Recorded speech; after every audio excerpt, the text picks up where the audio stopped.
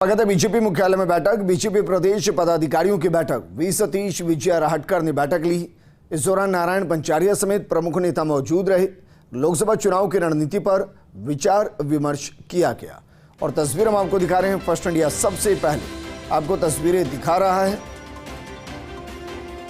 और ये बैठक लगातार अब जारी रहेंगी क्योंकि 25 की 25 सीटें जीतने के लिए रणनीति बेहद जरूरी है और वो रणनीति न सिर्फ लोकसभा वार बल्कि लोकसभा के अंतर्गत आने वाली 8 विधानसभाओं के हर उस ब्लॉक वार तक मंथन किया जाएगा कि आखिर कहां बीजेपी को कम वोट बीते लोकसभा चुनाव में मिले, इस बार के विधानसभा चुनाव में बीजेपी कहां मजबूत रही और कैंडिडेट के उतारने के बाद किस लोकसभा के किस हिस्से में पार्टी के वोट छिटक सकते हैं या बढ़ सकते हैं।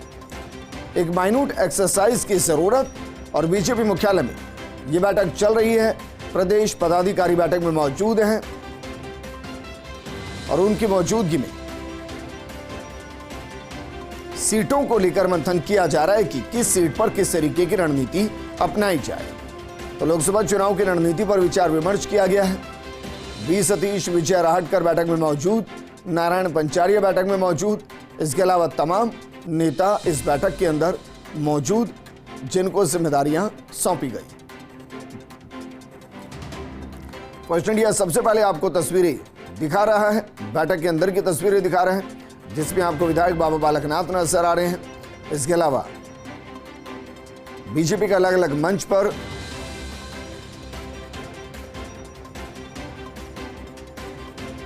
पार्टी की रीति नीति को बताने वाले तमाम नेता मौजूद हैं। ओंकार सिंह लखावत मौजूद हैं। इसके अलावा अन्य नेता मौजूद हैं। हमारे सहयोगी और पॉलिटिकल एडिटर योगेश शर्मा जुड़ गए हैं। योगेश जी, क्योंकि 25 की 25 सीटों को जीतना है तो जो तैयारी की जानी है वो लोकसभा वार नहीं बल्कि लोकसभा के अंदर एक पन्ना और उस पन्ना प्रमुख को क्या जिम्मेदारी दी जाए और कहां वोट पिछली बार नहीं थे वहां कैसे बढ़ाया जाए, एक माइन्यूट एक्सरसाइज की जरूरत है। बीजेपी में अमूमन इस तरीके की बैठकें होती रहती है, आज की बैठक में क्या खास? ये बात सही है विजेंद्र की पूरी तरह बैठक आगे के चुनावी प्रबंधन को लेकर बीजेपी के प्रदेश पदाधिकारियों को टास्क दिए गए हैं, किस तरह उनको आगे काम करना है। और सबसे बड़ी बात है कि प्रमुख नेताओं के जो दौरे होने वाले हैं उसका किस तरह से मैनेजमेंट करना। कुछ ही दिनों में सभी प्रभारियों को अलग अलग लोकसभा क्षेत्रों में रवाना कर दिया जाएगा और इसके साथ ही वॉर रूम की शुरुआत जो है वो अघोषित तौर पर तो बीजेपी कार्यालय में हो चुकी है और वी सतीश, विजय राहटकर, नारायण पंचारिया प्रमुख नेताओं ने आज जो बैठक ली है, तमाम प्रदेश के पदाधिकारी मौजूद रहे। मुख्यमंत्री भजन लाल शर्मा, बीजेपी प्रदेश अध्यक्ष सीपी जोशी, तमाम जो बड़े नेता हैं राजस्थान के, इनके दौरों के कार्यक्रम लगातार बन रहे हैं। अब केंद्रीय नेताओं के दौरे होंगे, उन दौरों की रूपरेखा के ऊपर चर्चा हुई है।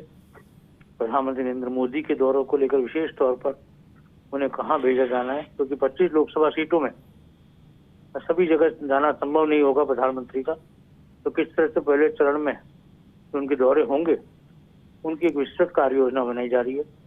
कहा जा रहा है कि मेवाड़ में एक बड़ी सभा की रचना रची जा रही है और आखिरी दौर में जयपुर में प्रधानमंत्री नरेंद्र मोदी का जो एक रोड शो या बड़ा कार्यक्रम किया जा सकता है, जनसभा या रोड शो के जरिए नरेंद्र मोदी जयपुर के आसपास की सीटों पर संदेश देने का काम कर सकते हैं जी। और शेखावाटी में, क्योंकि या बीकानेर हो या चूरू हो, वहां पर भी एक बड़ी सभा का कार्यक्रम प्रस्तावित है नरेंद्र मोदी का। ठीक है योगेश जी, अगर जानकारी लग पा रही है तो बताइए कि रणनीति किस आधार पर संभाग वाइज प्रधानमंत्री की सभा कराने की तैयारी चल रही है या फिर जिन जिन सीटों पर बीजेपी खुद को कमजोर मान रही है वहां प्रधानमंत्री की प्रेजेंस चाहती है? बहुत अच्छा सवाल है विजेंद्र। एक तो वो होता है, दो तरह की बातें होती है जी।